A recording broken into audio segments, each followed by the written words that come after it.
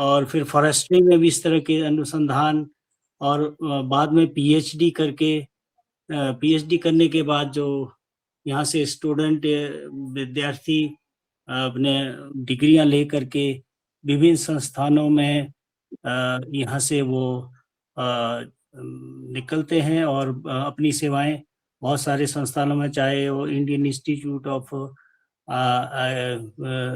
Agriculture, Indian institute of forestry, और देश के विभिन्न जितने भी संस्थान हैं, लगभग हमारे विश्वविद्यालय के जितने भी स्टूडेंट हैं वो यहाँ से डिग्री प्राप्त करके अपने कार्य में लगते हैं और अनुसंधान में। इसके अलावा जो विश्वविद्यालय का कार्यक्रम होता है, सब जानते हैं, डॉक्टर रोशन लाल जी उपस्थित है उसमें। यहाँ जो कार्यक्रम चलते हैं कृषि विज्ञान केंद्र के माध्यम से, वो हमारे जितने भी किसान हैं उन किसानों के लिए, या जितने भी हमारे एंटरप्रेन्योर है, जैसे कि बहुत बहुत बड़ी इंडस्ट्रियों में काम करते हैं, उनको प्रशिक्षण देने का काम करते हैं। सबसे बड़ा काम है हमारा विद्यार्थियों को डिग्री पढ़ाना, उनको डिग्री उपलब्ध कराना। दूसरा कार्य विश्वविद्यालय का है अनुसंधान, और जो भी अनुसंधान यहाँ के वैज्ञानिक करते हैं, उन अनुसंधानों की जो सिफारिशें हैं वो किसानों तक, किसानों के खेतों में पहुंच जाती है। तो वो कौन सा माध्यम है? वो हमारा कृषि विज्ञान केंद्र, विस्तार शिक्षा निदेशालय, और हम हिमाचल प्रदेश में 12 जिले हैं, तो सभी जिलों में जो हमारे अनुसंधान केंद्र बने, जिसके माध्यम से अनुसंधान होते हैं और उनकी जो रिकमेंडेशन है वो किसानों तक ट्रेनिंग के माध्यम से करते हैं। तो हमारे, जब मैं कृषि विज्ञान केंद्र में कार्यरत था तो उस समय हमारे केंद्र में मिस्टर अमित और राजेश और उनके साथ 5-6 लोग उत्तर प्रदेश के शामली जगह से हमारे कृषि विज्ञान केंद्र में पहुंचे, और उन्होंने हमारे जो उस समय तत्कालीन जो हेड थे डॉक्टर HR शर्मा जी, तो उनसे निवेदन किया कि हम यहाँ बीज उत्पादन के बारे में कुछ जानना चाहते हैं, उसके ऊपर प्रशिक्षण करना चाहते हैं। तो फिर मुझे बुलाया गया डॉक्टर साहब ने कि DD शर्मा जी ये हमारे उत्तर प्रदेश के किसान हैं, और उसमें से 2-4 लोग जो है बीज का व्यापार भी करते थे उस समय, और इन लोगों को प्रशिक्षण देना है और ये चाहते हैं कि बीज उत्पादन का ये कार्य शुरू करें, और ये उसके माध्यम से जो है अपना रोजगार चलाना चाहते हैं। तो इनको हमने उस दौरान जो है प्रशिक्षण दिया, और 5-6 दिन का ये प्रोग्राम था बीज उत्पादन का, और जो इन्होंने रुचि दिखाई, इनको उस समय बीज कैसे तैयार करते हैं, बीजों का क्या तैयार करने का क्या सिद्धांत है, क्या प्रिंसिपल्स है, इनको शायद उस समय मालूम नहीं था। वैसे तो किसान है, ये खेतों में काम करते थे, तो उस समय इन्हें कुछ इतना ज्यादा ज्ञान नहीं था। हाँ, ये सीड का जो व्यापार है वो जरूर करते थे। और फिर राजेश जी और अपने ये दोनों जो लोग थे, इनको किसने कहाँ से प्रेरित किया? इनके अपने एक रिश्तेदार थे, अभी भी हैं, CPRI में और ICR में, IRI दिल्ली में प्रोफेसर साहब थे। तो उन्होंने कहा था कि आप इस तरह का बीज उत्पादन शुरू कर सकते हैं अमित और राजेश जी को। तो उन्होंने उसके बाद क्या क्या प्रक्रिया की, कंपनी इन्होंने बनाई, उसकी रजिस्ट्रेशन की, और जो भी मूलभूत प्रिंसिपल्स होते हैं कंपनी को बनाने के, रजिस्ट्रेशन करने के, पंजीकृत करने के, इन्होंने बहुत मेहनत के साथ शुरू किया। और अमित और राजेश का ये जो जोड़ी है बड़े युवा है, और अभी इन्होंने आज तक जो है बहुत सारे बीज उत्पादन, सब्जियों के, दूसरे अनाजों के ये तैयार करते हैं विभिन्न प्रदेशों में, चाहे गुजरात करे, हिमाचल करे, उत्तर प्रदेश करे, उत्तराखंड करे। तो ये स्वयं बताएंगे, अपना परिचय भी देंगे। मिस्टर अमित जी, जो एक प्रकृति सीड प्रोड्यूसर और मार्केटिंग, ये पूरा नाम स्वयं बताएंगे।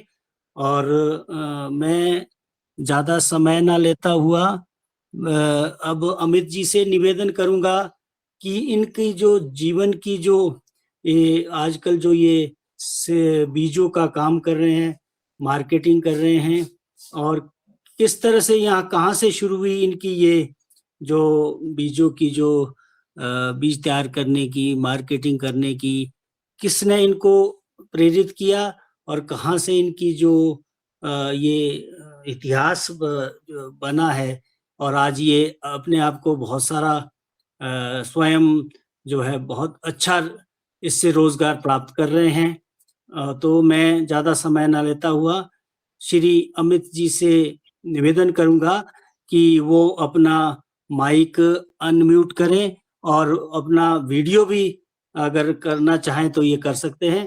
तो निवेदन करूंगा अमित जी से कि आज का ये जो आप मुख्य प्रवक्ता है इस कार्यक्रम के, अपना जो परिचय के साथ अपना जो भाषण है और अपना जो परिचय है पूरा विवरण के साथ दें। मिस्टर अमित जी, अमित जी अपना माइक ऑन करें। जी सर, जी सर। हाँ, पहले वीडियो भी कर सकते सब हैं, जो भी, ठीक है। जी अब जी मैं सर, जी सर, निवेदन करना कि अपना पूरा परिचय के साथ आज के जी जी कार्यक्रम के लिए संचालन जी करें। जी। पहले तो सभी साथियों और मेरे बुजुर्गों को मेरा हाथ जोड़कर नमस्कार। और मैं अमित कुमार उत्तर प्रदेश के जिला शामली से बिलोंग करता हूँ, और मैं एक किसान परिवार से हूँ। हम काफी दिन से खेती का काम करते हैं, और हमारा जो पार्टनर है, एक आप डॉक्टर साहब ने बताया अभी, राजेश कुमार जी, उनकी सीड की दुकान है, बीज खाद की दुकान है उनकी पुरानी काफी। तो हम दोनों लोगों ने 2017 से काम स्टार्ट किया है। और काम स्टार्ट करने से पहले हमारे एक रिलेशन में, जैसे डॉक्टर साहब ने बताया कि वो अभी में हैं, तो उन्होंने हमें थोड़ा सा गाइड किया, और उनके माध्यम से ही हम डॉक्टर हेमराज शर्मा जी से मिले हिमाचल में, और उसके बाद डीडी शर्मा जी से मिले। इनका हमारे काम में बहुत सहयोग रहा। इन्होंने हमें पूरा योगदान दिया, जो इनसे हेल्प हो सकती थी हमें पूरे बताया। उससे हमने प्रेरणा लेके उसके बाद फिर हमने 2017 से काम स्टार्ट किया, 18 से सॉरी। धीरे धीरे हमने थोड़ा थोड़ा काम स्टार्ट किया। उसके बाद फिर हम उस काम को अपना बढ़ाते रहे, और बढ़ते बढ़ते बढ़ते बढ़ते धीरे धीरे धीरे धीरे हमने 2 लोग और जोड़ लिए अपने साथ में। क्योंकि भाई किसान परिवार से हैं तो फाइनेंशियल की दिक्कत भी होती है, सभी कुछ समस्या आती है। तो उसके लिए फिर हमने 1 लोग को और जोड़ा अपने साथ, वो भी हमारे फ्रेंड ही थे, किसान ही थे। और फिर धीरे धीरे करके एक और को जोड़ा। अभी हम 4 लोग जो हैं वो मिलकर काम कर रहे हैं, और हमारा काम ठीक चल रहा है। प्रकृति सीड के नाम से हमारी फर्म है। पूरे उत्तर प्रदेश का हमारे पास लाइसेंस है। उत्तर प्रदेश में और उत्तरांचल में हम लोग अपना माल बेच सकते हैं, और अभी हमारा ठीक चल रहा है। और जैसा डॉक्टर साहब ने बताया कि डॉक्टर साहब ने हमें बहुत गाइड किया, और उनके हिसाब से ही हम लोग आगे बढ़े, ईमानदारी से काम कर रहे हैं सभी लोग। तो हमारा ठीक चल रहा है। वैसे तो बीज का जो काम है वो थोड़ा सा डिफिकल्ट है, क्योंकि ये हर बार नया है। तब भी नई फसल आएगी, प्रोडक्शन से नया माल आएगा, तो वो हर बार नया है। उसको पहले चेक कर, जर्मिनेशन चेक करना है, फिर उसको फील्ड में चेक करना है। उसके बाद कहीं जाके हम उसको सेल कर सकते हैं। कई बार खराब भी हो जाता है सीड, भाई प्रोड्यूसर गलत माल दे देता है। इस तरह करके ही हमारा काम चलता रहता है। और दूसरा तो बस यही है कि भैया हम ये काम कर रहे हैं, और हमारा ये काम ठीक चल रहा है। और ज़्यादा तो मैं आपको क्या बता पाऊंगा, क्योंकि डॉक्टर साहब ने ही हमें ज़्यादा गाइड किया है। तो हम लोग भी किसान हैं, तो थोड़ा सा धीरे धीरे ही कर पाए ये काम। 17 से 18 से 19 20 21 22 23 तरह करते करते, पहले हमने छोटे से काम से स्टार्ट किया था। एक जिले से हमने काम स्टार्ट किया। हमारे पास सीड प्रोड्यूसिंग करने की कोई नॉलेज नहीं थी, डॉक्टर साहब ने गाइड किया तो हमने कर दिया। मार्केटिंग का हमें ज्ञान था, क्योंकि हम मार्केटिंग पहले से कर रहे थे दुकान के माध्यम से, और खेती भी कर रहे थे। तो धीरे धीरे करते करते हमने उसको थोड़ा सा जल्दी पकड़ लिया। और पकड़ने के बावजूद फिर हमने धीरे धीरे, डॉक्टर साहब जो हमारे दिल्ली में है पूसा में, उन्होंने हमें गाइड किया, लाइसेंसिंग कैसे प्रक्रिया क्या है, किस तरह क्या सिस्टम है, सब हम लोगों ने फिर धीरे धीरे धीरे धीरे अपना काम स्टार्ट कर दिया। पहले एक जिले से स्टार्ट किया, फिर उसको दूसरे जिले में ले गए, तीसरे में ले गए, चौथे में ले गए। इस तरह करके अभी हम लोग 30-35 जिलों में काम कर रहे हैं, और हमारे पास 150-160 के आसपास डिस्ट्रीब्यूटर हैं। उन्हीं के साथ हम काम कर रहे हैं। ठीक चल रहा है हमारा काम। अभी थोड़ा सा सरकार की गाइडलाइन आई, तो अभी थोड़ा सा और कुछ एक्स्ट्रा हो गया उसमें काम, यानी कि थोड़ा डिफिकल्ट हो गया। ज़्यादातर हम लोग ओपी वैरायटीज़ पे काम करते हैं, जिसको देसी बोल सकते हैं। कुछ हाइब्रिड पे काम करते हैं, जो हमने कभी किसी किसी कंपनी से कांटेक्ट किया हुआ है, उनके साथ एमओयू साइन हुआ है हमारा एक। उस एमओयू के माध्यम से ही हम लोग हाइब्रिड सीड बेच पाते हैं, क्योंकि ऐसे कोई हाइब्रिड सीड बेच नहीं सकता। ओपी सीड का क्या है कि ओपी सीड को आप पूसा से कहीं से भी ले लो, फाउंडेशन सीड, बाय पेपर भी और ऐसे भी, और उसका प्रोड्यूस करा के आप लोग बेच सकते हैं। और ये सभी जितने भी बीज हैं, हर एक बीज के लिए अलग क्लाइमेट की जरूरत होती है। तो कोई उत्तर प्रदेश में तैयार होता है, कोई हिमाचल में होता है, कोई राजस्थान होता है, कोई कर्नाटक होता है, कोई गुजरात होता है, कोई आंध्रा में होता है। इसी तरह से सब जगह हम लोग जाते हैं, और जहाँ जहाँ पे जो क्लाइमेट का सीड है, उसी को हम वहाँ पे दे देते हैं।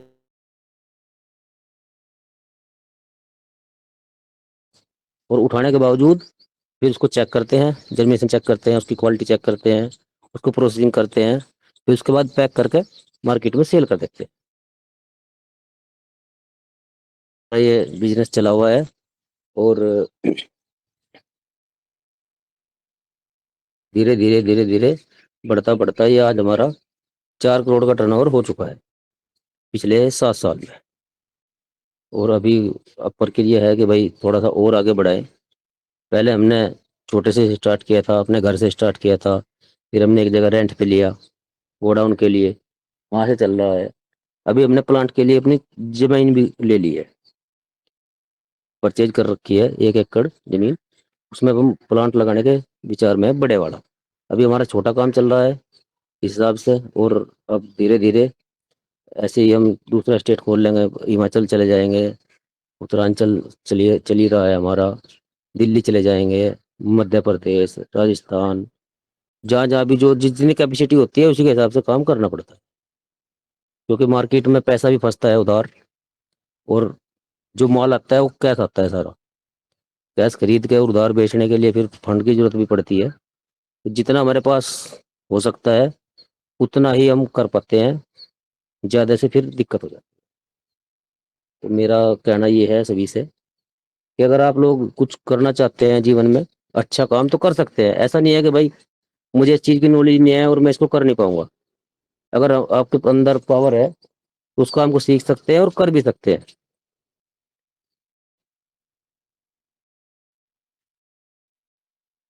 बाकी तो किसी को कुछ और मेरे से कुछ पूछना चाहिए हो तो मैं बता सकता हूँ। ये आप सदन को ये बताएं, ये जो योगाहार सदन के बारे में आपने जानकारी हासिल की, फिर इसमें आप जुड़े। कल मैंने आपको इमरजेंसी में कॉल किया, उस समय आप बहुत बिजी थे। तो आप जरा हमें एक बात बताएं कि जब आप 2016-17 में ये बीज का काम करने की सोच आपने मन में आई कि कौन सी ऐसी बात थी जो आपने जिससे आप प्रेरित हुए कि हमें ही खुद बीज तैयार करना चाहिए? या आप जब मार्केट में जाते थे तो कौन कौन सी इस तरह के कौन कैसा इस तरह से कौन फिर आपके मन में क्या बात आई कि हमें बीज खुद तैयार करना चाहिए? उसके पश्चात कौन कौन सी ऐसी प्रक्रिया से आपको गुजरना पड़ा जिससे कि कंपनी बनाने के लिए जो पंजीकरण था, क्या क्या इसका जरूरी चीजें होती है जिससे कि आपको कंपनी से रजिस्ट्रेशन मिले, लाइसेंस मिले, और साथ में आपने अपना फार्म जो शामली में आपके हैं और आपका जो उसमें आपका जो प्लांट है, सीड ग्रेडिंग, पैकिंग और ड्राइंग जी किस तरह से आपने शुरू किया? सबसे पहले तो कंपनी की जो पंजीकरण होती प्रक्रिया होती है उसके बारे में जी आप जरा बताएं, और साथ में ये भी बताएं कि वर्तमान में कौन से बीज, किस किस्म के बीज, आपके अनाज के बीज, सब्जियों के बीज, कौन कौन से बीज है, कितने तरह के बीज है, ये बताने की कृपा करें, कृपया साधन को। जी जी सर। पहले तो सब पड़ेगा सर कार्ड का। एक फर्म आप बनाएंगे। अगर आप लोग अकेले करना चाहते हैं तो वो प्रोप्राइटर फर्म होगी, और अगर आपको पार्टनरों के साथ मिलकर करना है तो फिर वो पार्टनरशिप फर्म होगी। पार्टनरशिप फर्म के लिए आपको पहले एक डीड बनवानी पड़ेगी, पार्टनरशिप डीड स्टाम्प पे। उसको आपको रजिस्टर कराना पड़ेगा तहसील के माध्यम से या सीए के माध्यम से। उसके बाद फिर आपको एक पैन कार्ड बनाना पड़ेगा उसी फर्म का, जो फर्म आप लोग चलाना चाहते हैं। फर्म के बाद पैन कार्ड के बाद फिर आपको जीएसटी लेनी पड़ेगी उसी नाम से। जीएसटी हो जाएगी आपके पास। फिर आपको बीज का स्रोत लेना पड़ेगा कि मैं ये बीज कहाँ से ले रहा हूँ। भाई हम ऐसे नहीं कि कहीं से भी बीज उठाया और बेच लिया। उसको हम लोगों ने क्या किया था कि पूसा से और आपके कटराइन से और बनारस से, जो भी उधर सीड मिलते हैं ओपी के, उसके लिए एक लाइसेंस बनवाना पड़ता है वहां से भी। दिल्ली से एक लाइसेंस बनता है, क्या है वो, जेडटीएम से। एक डिपार्टमेंट है वहां पे, जोनल कुछ करके है, जेडटीएम नाम है उसका। वहां से एक सर्टिफिकेट बनता है हमारा 5 साल के लिए। उस सर्टिफिकेट के माध्यम से उसकी फीस लगती है। हम लोग जहाँ पे भी पूसा के जितने भी सेंटर हैं, सभी से हम ब्रीडर सीड खरीद सकते हैं उसके हिसाब से। तो जी आप जी। लोग सबसे पहले तो वही बनेगा सर्टिफिकेट हमारा। उसके माध्यम से हमने फिर ब्रीडर सीड लिए। फिर उनको जो अलग अलग लोकेशन थी उस पर जाकर उसको प्रोड्यूस करवाया, और फिर वहां से उसको सीड को लिया। ये होगी सीड की प्रक्रिया।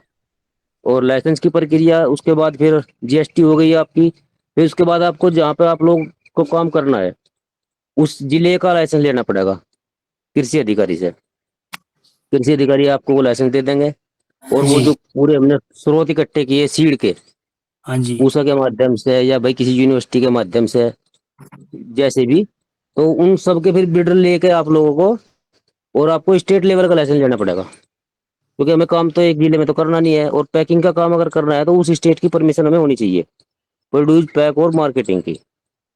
तो उसके लिए फिर हम लोग लखनऊ गए।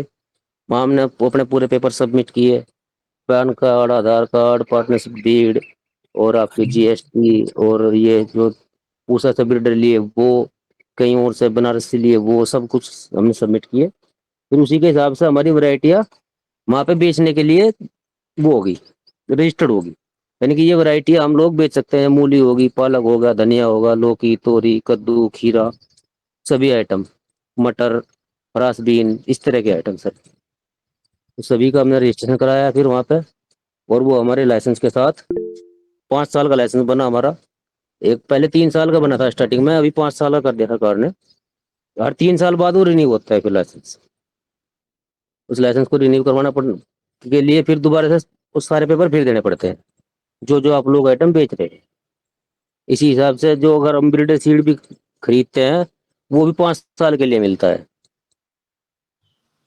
अच्छा, बिल्कुल जी। अच्छा, तो ये कौन कौन से सर्टिफिकेट है वो 1 साल का बनता है। कितने आप क्वांटिटी के हिसाब से कितना बीज तैयार कर रहे हैं, वैरायटी वाइज?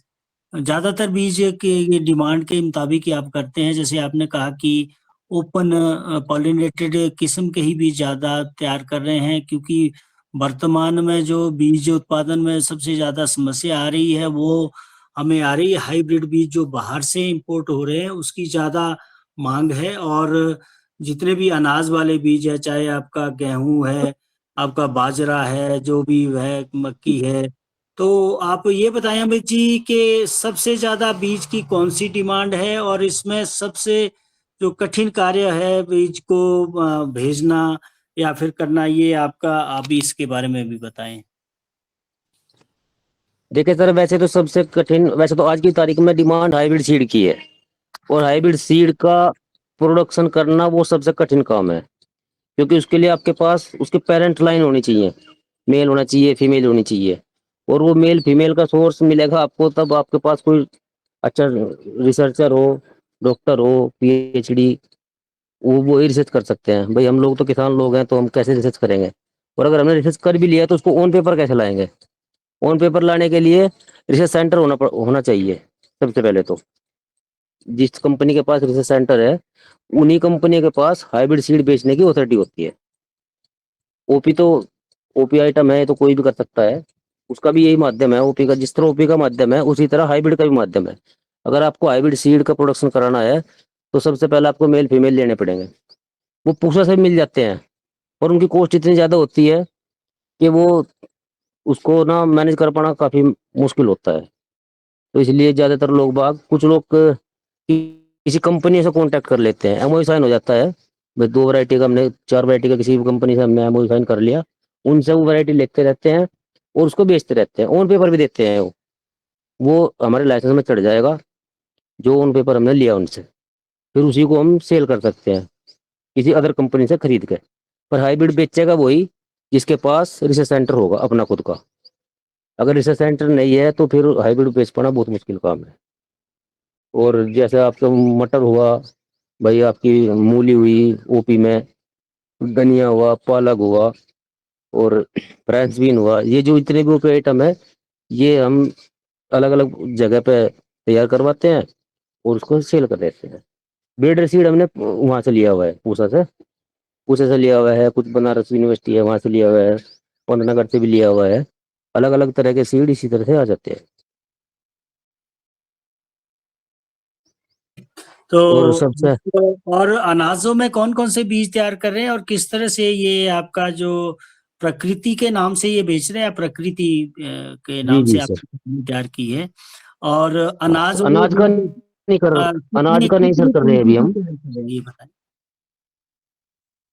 सर हम लोग अनाज का काम नहीं कर रहे हैं, क्योंकि अनाज के लिए बहुत बड़ा प्रोसीजर चाहिए सर। एक तो उसको गोडाउन चाहिए बहुत बड़ा रखने के लिए ना। अब फिर मान लिया अभी हमारा, सपोज करो अभी हमारा धान का सीजन है, तो अभी धान का प्रोडक्शन आएगा उसको रखने के लिए, क्योंकि अनाज ज्यादातर ओपी आइटम बिकती है। ओपी आइटम में क्या है कि रखने के लिए स्टोरेज की आवश्यकता होती है, और स्टोरेज के लिए फिर बहुत बड़ा गोदाम चाहिए हमें उसके लिए। और वो बहुत बड़े पैसे का काम है सर। 10-15 करोड़ रुपए से प्लस में काम हो पाता है, और उतना तो शायद हमारा नहीं हो पाएगा हिसाब किताब। तो इसलिए हम लोग अनाज का काम नहीं कर रहे सर। ज्यादा सब्जियों का ही बीज तैयार कर रहे हैं। तो सब्जियों के बीज में जो आपकी ओपन पॉलिनेटेड वैरायटी है, तो ये जैसे आपका मूली है, शलगम है, गाजर है। सबसे ज्यादा जो आपने मटर की बात की, तो मटर का भी उत्पादन कर रहे हैं, और किस क्षेत्र में तैयार करवा रहे हैं ये बीज? आप कौन सी किस्म है इसमें है? अच्छा, मटर में सर हम एक GS10 वैरायटी आती है, GS10 के नाम से आती है, वो गोल्डन कंपनी है, उसकी रजिस्टर्ड वैरायटी है। ऐसे तो हम लोग बाकी अपना, हमारा अपना नाम रखा हुआ है हमने, शारदा के नाम से बेचते हैं उसको। और मटर जो है वो MP के रतलाम साइड में ही तैयार होता है। और इधर महेंद्रगढ़ एक जगह है आपका, इसमें हरियाणा में और मध्य प्रदेश में, और उत्तर प्रदेश के एक जालौन जगह है वहाँ पे। 3 उसके एरिया हैं जो प्रोडक्शन कराने के एरिया हैं, क्योंकि वहाँ पे लोगों के पास काफी लैंड है, और पूरा मटर का ही प्रोडक्शन होता है वहाँ पे। तो जहाँ पे जिस चीज का प्रोडक्शन एरिया है, अगर वहाँ पे हम कराएं तो थोड़ा रेट भी सस्ता पड़ जाता है, और अच्छी वैरायटी मिल जाती है। वहाँ पे सभी बहुत सारे प्लांट लगे हुए हैं, वैसे पूरा माल रेडी टू पैक हम लोग यहाँ पे अपने गोडाउन पे ले आते हैं, और उसके बाद पैक करके उसको सेल कर देते हैं।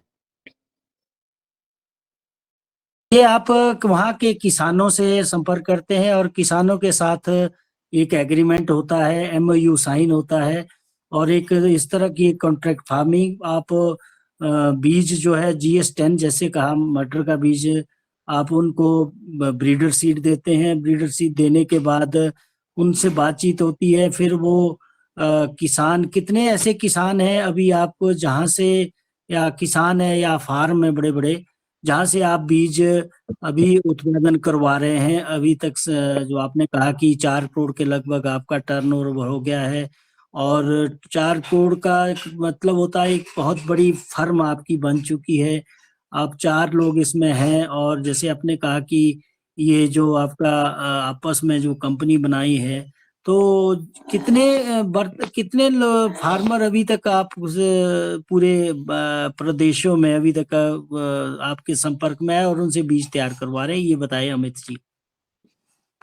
सर ऐसे तो अगर farmer by farmer to farmer जाके हम लोग काम करेंगे तो वो हो नहीं पाता। हम लोग क्या करते हैं कि उसी एरिया का सभी एरिया में जितने प्रोडक्शन के एरिया हैं, सब एरियो में ग्रोवर होते हैं जो प्रोडक्शन तैयार करवा के देते हैं। वो कंपनियों को भी देते हैं, बड़ी बड़ी को भी, छोटी छोटे को भी देते हैं। तो एक आदमी को पकड़ते हैं, वो सब देख रेख करता है। हम तो उनको सीड दे देते हैं, वो आगे किसानों को अपने अपने हिसाब से लगवाते हैं। फिर हम लोग विजिट पे जाते हैं रोगिंग के लिए, या भाई मैं देखने के लिए कुछ दिक्कत है तो उसका जिम्मेदार वो होगा। उसको बीच में हम कमीशन देते हैं। वो पूरा माल उठा कर अपने घर पे रखता है, उसके घर से हम लोग उठाते हैं। हम लोग डायरेक्ट किसान से नहीं जाते, क्योंकि भाई अगर हम लोग किसान से जाएंगे तो फिर कुछ काम ही नहीं कर पाएंगे। अलग अलग एरिया में किसान को हम कैसे ढूंढते फिरेंगे। और किसान का भी क्या है सर, वो अपने हिसाब से करवाते हैं काम। कई बार रेट अगर ज्यादा हो गया मार्केट में तो किसान किसी और को भी दे देता है, कांटेक्ट करने के बावजूद भी। तो इसी हिसाब से फिर हम लोग ग्रोवर को ही पकड़ते हैं। वो उसकी अड़क होती है, हमें तो अपना माल चाहिए भैया। अब वो आपकी टेंशन है, आप कहाँ से ला रहे, कैसे ला रहे, ये होता है सर। तो लगभग आपका, अगर आप टर्नओवर की बात की, 4 करोड़ कहा ना आपने, 4 करोड़ तक टर्नओवर हो रहा है जी जी। पर ईयर आपका। जी सर। अच्छा अच्छा, तो आप दोनों इस समय क्या, आपके साथ राजेश भी जुड़े हैं? नहीं नहीं सर, वो नहीं जुड़े हुए हैं, मैं हाँ, अकेला ही हूँ। अच्छा। तो ये आप हिमाचल प्रदेश में भी आए थे और कई बार आते रहते हैं। डॉक्टर HR शर्मा जी और स्वयं मेरे से भी आप संपर्क करते हैं। हिमाचल जी। प्रदेश में कौन सा आपको मैं हमने मिस्टर बहादुर सिंह वर्मा जी, एक बहुत पुराने बहुत बुजुर्ग किसान है और वो यहाँ हिमाचल प्रदेश में फूल गोभी का और बंद गोभी का बीज यहाँ के जलवायु के मुताबिक तैयार होता है। तो बहादुर सिंह वर्मा जी से भी आपने, जो वो भी यहाँ बीज तैयार करवाते हैं, उनसे भी बीज आपने लिया था। किस चीज का बीज लिया था आपने, और क्या उनका आपके प्रति जो व्यवहार था बहादुर सिंह वर्मा जी का, ये बताएं। सर उनसे हमने कलीफ्लावर का सीड लिया था, और उनका व्यवहार ठीक है, अच्छे प्रोड्यूसर हैं। बस जिस तरह के सर बहादुर सिंह है ना प्रोड्यूसर, वो किसानों से सीड तैयार करवाते हैं सभी जगह उसी।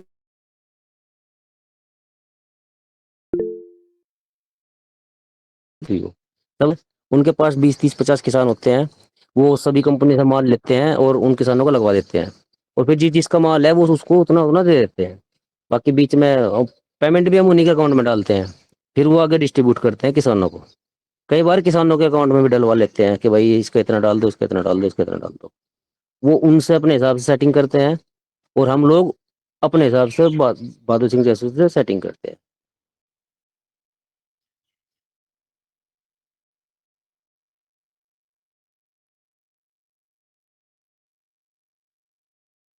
जी, आदरणीय शरद वर्मा जी का हैंड रेस था, तो वो आए और अपना प्रश्न पूछें। आदरणीय शरद वर्मा जी।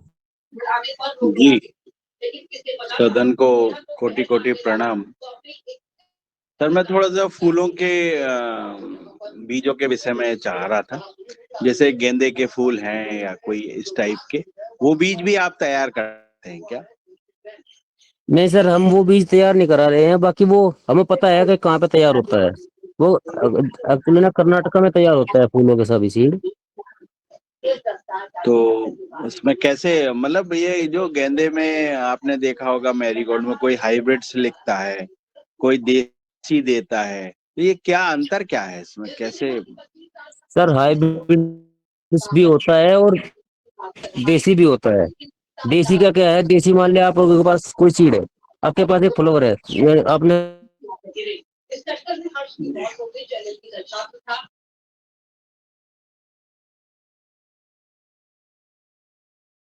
घर में लगाए हुए हैं पेड़ पौधे, उनमें जो अच्छे अच्छे फूल आपके पास हैं वो आप उठा लो वहां से, और वो आपको ऐसे कैसे बोया और ऐसे कैसे ही उसमें से अच्छे अच्छे काट लिए। तो ये तो देसी प्रक्रिया हुई सर। और हाइब्रिड के लिए सर मेल फीमेल होते हैं, उसके लिए अलग अलग। इधर मेल 4 लाइन फीमेल की बोनी पड़ती है, 2 लाइन मेल की बोनी पड़ती है, फिर वो उसके साथ क्रॉस होता है। क्योंकि ओपी जो है उसके अंदर नर और मादा दोनों होते हैं, तो वो अपने आप क्रॉस हो जाते हैं और अपने आप उस पर बीज उग जाता है। और हाइब्रिड में क्या है कि जो फीमेल है उसके पास वो क्षमता नहीं होती कि वो अपने आप से बीज तैयार कर ले, तो उसके लिए मेल की लाइन लगानी पड़ती है। फिर वो मेल उसको क्रॉस करता है हवा के जरिए या मधुमक्खी के जरिए, तब उस पर सीड बनता है। और वो सीड फिर मेल का वो काट के अलग फेंक देते हैं, और जो फीमेल का सीड है उसको आप लोग हाइब्रिड सीड बोलते हैं। जी जी जी, तो आपने फूलों के बीज नहीं करे तैयार, ऐसा क्या? नहीं नहीं सर, हम फूलों के बीज कर नहीं रहे तैयार। बाकी जब प्रोडक्शन एरिया में जाते हैं तो उधर लगे हुए हैं तो थोड़ा देख लेते हैं, वहां पे तो सभी आइटमें लगती हैं। जी जी जी। आपका सबसे अच्छा बीज का कौन सी फसल में रहा, मतलब सब्जियों में, जैसे लौकी, गिलकी, करेला, कि भाई जी ये जी मेरा विशिष्ट रहता है ना, कि इस कंपनी का विशिष्ट रहता है। जैसे हमने देखा है कि लौकी जो महीको की बरद आती है वो बहुत अच्छी आती है और हाँ जी रिकमेंड हाँ भी जी। करते, बाकी और जी उनके सर। उतने अच्छे नहीं आते। ऐसा आपका क्या मतलब वो है कि सबसे अच्छा ये उत्पादन देता है, बहुत सारी बीमारियों से रेजिस्टेंस है जी। और पहले आ जाता है, ऐसा क्या मतलब ऐसी कोई वैरायटी है आपकी? हमारे पास सर मूली की वैरायटी है ऐसी, एक पालक पत्ता मूली आती है, वो 28 दिन में तैयार हो जाती है जो हमारे पास है। बाकी और लोगों की 32-33 दिन लेती है, और पूरी मैच्योर तो हो जाती है वो 40 दिन में। बट ये है कि 28 से 30 दिन में आप लोग उसको उखाड़ भी सकते हैं। और से वो थोड़ा सा 2-4 दिन पहले आती है। इसी प्रकार हमारे पास एक फूल गोभी है, वो लगती है आपकी जुलाई में। जुलाई से 15 जुलाई से और 15 सितंबर तक का टाइम है इसका। वो और से 10 दिन लेट आती है, पर उसका कड़ बहुत अच्छा होता है। कातकी बोलते हैं उसको, कातकी के हिसाब से खाती है। आती है वो। जी जी। और बाकी तो वही मटर है हमारे आपकी पास अच्छी, फ्रांसबीन है अच्छी। अगेनी वगैरह है आपकी? नहीं ऐसे वो अगेनी भी नहीं। वगैरह भी है सर, उस पर काम चल रहा है। अगेनी में है हमारे पास एक दो वैरायटी अभी सैंपलिंग में लगाई हुई है, हमने टेस्टिंग कर रहे हैं उसकी। जी हो जी सकता है वो इस बार निकल जाए अच्छी, क्योंकि हमने पिछली बार अपने यहाँ पे फार्म पे लगाई थी तो परफॉर्मेंस ठीक रहा। सीड का क्या है कि आप लोग का अगर पास कोई वैरायटी है तो आप उसको एक बार में नहीं बेच सकते सर। पहले आपको खुद चेक करना पड़ेगा कि भाई वो अच्छी है या नहीं है। फिर आपको उसी के हिसाब से जहाँ डिमांड है उसी के हिसाब से फिर आपको किसानों को लगवानी पड़ेगी। तो किसान के पास अगर डिमांड आएगी तो तब जाकर फिर डिस्ट्रीब्यूटर को सेल कर पाएगा। तो एक वैरायटी को चलाने के लिए 4 साल तो मिनिमम लगते हैं। जी जी जी। आपकी लौकी, गिलकी, करेला में कोई विशिष्ट वो नहीं है वैरायटी? सर लौकी करेला ये तो सबके पास नॉर्मल है आइटम। देखो प्रोडक्शन एरिया में हम लोग जा रहे हैं, माइको का भी वहीं पे तैयार हो रहा है, हमारा भी वहीं पे तैयार हो रहा है। तो कहीं ना कहीं से वो सब एक एक ही जैसा है सबके पास। जी जी जैसे कैप्सिकम हुआ, और आपका चिली हुआ, टमाटो हुआ, और ये कैबिज हुआ, और कॉलीफ्लावर हुआ। इसमें ही सभी कंपनियों के जो बड़ी बड़ी कंपनी है विशिष्ट है, नहीं तो और आइटम तो सबके सेम ही है। जी जी जी। अब जैसे अपना प्याज का बीज तैयार होता है, जी इसमें भी आप प्रोग्राम वगैरह देते हैं क्या प्याज का किसानों को? हाँ सर, प्याज का भी देते हैं। प्याज तो ओपी भी होता है और हाइब्रिड भी होता है। हाइब्रिड तो कुछ एरियो में चलता है, बाकी ओपी सभी जगह चलता है। तो हम लोग प्याज पे ओपी का ही काम कर रहे हैं सर। जी जी जी। ओपी प्याज का बीज मतलब किस तरीके से आप किसान से परचेस करते हैं? जो कच्चा माल लेते हैं आप, वो जी परचेस सर। कैसे करते सर वही ग्रोवर बनाया हुआ है हमने, जैसे अभी मैंने आपको बताया था पहले कि सभी आइटमों के लिए एक अलग से कॉन्टैक्ट दिया हुआ है किसी एक पर्सन को, फिर वो किसानों से हैं? उठा के जी माल जी। हमको दे देता है। तो महाराष्ट्र में प्याज का बीज सबसे अच्छा तो तैयार वो होता है। फिर वो किसान मतलब जो ग्रोवर है, वो कैसे जी जी। टैग वगैरह देख पाता होगा कि ये फाउंडेशन है कि बीडर टैग है, इसने प्रोग्राम कहाँ से लिया, कौन नहीं से नहीं सर, वो कॉलेज तो से हम बीज लिया? प्रोग्राम वो प्योरिटी प्रोग्राम हम कैसे देखते आप हैं सर। चेक करते हैं उसकी? जी सर जो भी सीड हम लगवाते हैं तो उसका प्रोग्राम हम अपना खुद देते हैं, हम अपने खुद के फार्म पे तैयार करते हैं उसका फाउंडेशन सीड। जितने जी हमें जितने में प्रोडक्शन की डिमांड है उसी के हिसाब से उतना फाउंडेशन सीड तैयार करते हैं। फिर वो हम ग्रोवर को देते हैं और ग्रोवर आगे किसान को देता है। फिर बीच बीच में हम लोग विजिट करते हैं वहाँ पे, और विजिट के हिसाब से ही फिर हम लोग उसको जिस जिस किसान के पास हमने विजिट किया उन्हीं का माल वो ग्रोवर जो है हमारा ले लेता है और अलग अलग टैग रख देता है। तो इसमें सीड इंस्पेक्टर वगैरह आते हैं आपके वहाँ पे देखने के लिए? नहीं। हाँ जी सर, आते हैं डिपार्टमेंट का, तो उसमें पूरा वो है, बीच बीच में हमारे यहाँ पे डिपार्टमेंट आता है, सैंपलिंग भी होती है तो हमारी उनका सीड की। क्या रोल रहता है? जैसे आपने किसान के यहाँ से बीज उठाया तो आपका जो, जैसे आप जहाँ भी आप ग्रेडिंग करते हैं या आपका जहाँ पे माल पैक होता है, तो वहाँ पे ये टैग लगाने के लिए आपका सीड इंस्पेक्टर होता है वहाँ पे? हमारा अपना खुद का एक सिस्टम है, उससे हम वेरीफाई कर रखते हैं। बाकी डिपार्टमेंट से भी आते हैं लोग बाग। गेहूं धान की अगर मैं बात करूं तो गेहूं धान में ना हमको डिपार्टमेंट में जाकर जो देखो सीड का क्या है, जिसपे आप टैग लगाएंगे सर्टिफाइड सीड का, जी उसको जी। उसको आपको सरकार के माध्यम से करना पड़ेगा। वो आप लोग सरकार की लैब में भेजेंगे, वो वहां से उसको सर्टिफाई करेंगे, तब आप सर्टिफाइड का टैग लगा सकते हैं। और अगर आप ट्रूथफुल लेवल लिख कर भेज रहे हैं तो आपकी रिस्पॉन्सिबिलिटी है अपनी खुद की। जी जी जी। तो सीड में ना आपके 3 आइटम सब्जियों होती में है। नहीं होता ऐसा चेक वगैरह? सब्जियों में नहीं होता क्या? ट्रूथफुल नहीं, उसमें सर्टिफाइड नहीं होता ना सर, वो तो ट्रूथफुल लेवल होता है उस पर लगा हुआ। अच्छा। ओपी सब्जियों में 2 आइटम होती हैं, एक ट्रूथफुल लेवल की ओपी आइटम होगी और दूसरा हाइब्रिड होगी। हाइब्रिड के लिए वही प्रोसीजर है पूरा, रिसर्च सेंटर वाला और फिर मेल फीमेल वाला। और हम्म। ओपी में ये है कि बस आप तैयार कराओ और अपने अपनी जिम्मेदारी पे बेच पाओगे उसको आप, उसका तो रेस्पॉन्सिबिलिटी आपकी होगी पूरी पूरी। तो आपका काम है कि सिर्फ ओपी करते हैं आप, ऐसा? ज्यादातर ओपी करते हैं, कुछ हाइब्रिड भी करते हैं, वो किसी कंपनी के साथ कांटेक्ट किया हुआ है हम लोगों ने ना।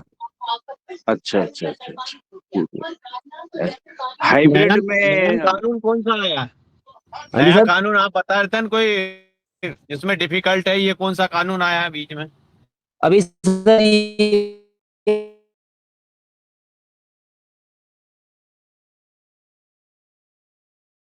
अभी नया, अभी नवंबर से लागू होगा वो। जिन कंपनियों के पास रिसर्च सेंटर अपना होगा या किसी से कोलैबोरेशन किया होगा तो उन्हीं का सीड बिकेगा। बाकी जो अदर कंपनियां छोटी मोटी जैसे भी हम जैसे लोग भी मान लो आप, तो वो नहीं बेच पाएंगे हाइब्रिड सीड। ओपी का भी आपको पूरा ब्यौरा देना पड़ेगा कि हमने कहाँ से फाउंडेशन सीड लिया, कहाँ पे तैयार करवाया और कैसे हम उसको देख रेख करते हैं और उसको कैसे बेच रहे हैं। जी जी जी जी। ओम प्रणाम। वो सब कुछ वो सब कुछ एक बार कोड आएगा उसके माध्यम से होगा। इस तरह आपने देखा होगा कि बहुत सी आइटमों के पैकेट पे एक बार कोड डला होता है, उसको अगर आप लोग स्कैन करेंगे तो उस वैरायटी की पूरी इंफॉर्मेशन उसके अंदर आ जाती है। Date of testing, date of packing, क्या मटेरियल है, कौन सा सीड है, इसके अंदर कुछ भी है। तो अभी सरकार नवंबर से वो लागू करने जा रही है, बारकोड वाला कंपलसरी कर दिया उन्होंने। तो फिर उसमें आपको सब कुछ पूरा ब्यौरा देना पड़ेगा उसका सीड का।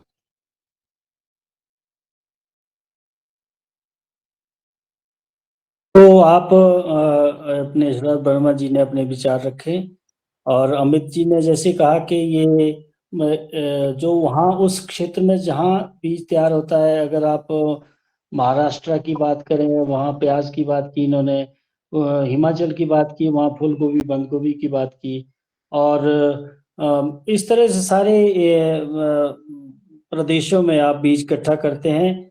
और हमारे इस समय जो योगाहार में डॉक्टर रोशन लाल जी वैज्ञानिक है कृषि विज्ञान केंद्र में, अभी बहुत अच्छा काम ये किसानों के लिए कर रहे हैं। उनसे मैं निवेदन करूंगा कि आज इस जो बीज उत्पादन के बारे में आज चर्चा हो रही है, अपने विचार रखें डॉक्टर रोशन लाल जी, अगर मुझे सुन पा रहे हो तो।